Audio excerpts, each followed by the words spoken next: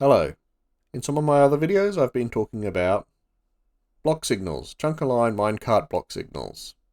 This is, very well and good if you've got one line coming from one place to another to keep the minecarts apart. But what about when they join up? How do you make sure that suddenly when the minecarts all join up, they're not all on top of each other? So what we have here is 5 different rail lines.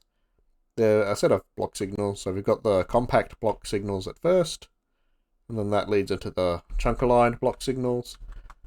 As we can see, they're all aligned on the grid chunk so that the gates are just at the beginning of the chunk and the slope down section is at the end.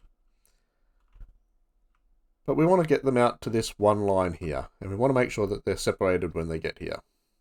How do we do that? Well, we have a block signal, but we have a block signal with more than one input. So let's see how that works. So I'm going to start by putting down a whole bunch of minecarts. So 1, 2, 3, 4, 5, 6, 7.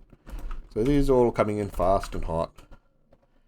As we can see, our little block signal is making them wait. But also when they get to this section, you can see that only one minecart goes at a time.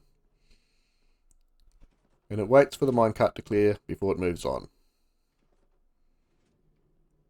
How does it work? Well, when a minecart's sitting on one of these detector rails, it runs this signal here. That's just into a clock, which sends a series of pulses along.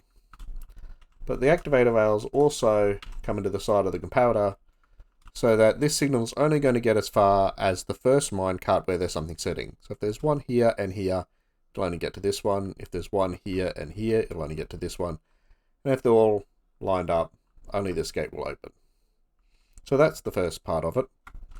The second part of it is when there is a minecart waiting here, we do actually have to tell this segment here that it can send another minecart ready to wait here, because this gate only needs to be locked as long as there's a minecart there. Once that's unlocked, we can send another minecart along.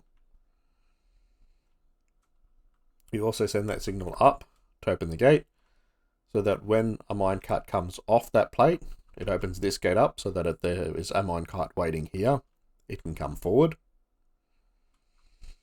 And that's how these gates know to basically only open one gate at a time and let the minecarts forward when they need to. But what about the other part of it? Once a minecart goes forward, it hits this second detector rail, which activates this line, which moves an item from this dropper to this dropper, which then holds the line. That means that if there is a minecart anywhere in this section, that redstone signal is held and no other minecarts can be released. It's held until a signal comes in on this line, which comes over from a standard block signal, as you've seen in my other videos, saying, yes, the minecart's made it past the end of this block signal. You can let another minecart into this multi-segment one. And that's the entire design. So that's basically a tour of the entire design. It'll allow you to take multiple minecart rails together on block signals and basically run them into a single block signal without the minecarts bunching up. Thank you for watching.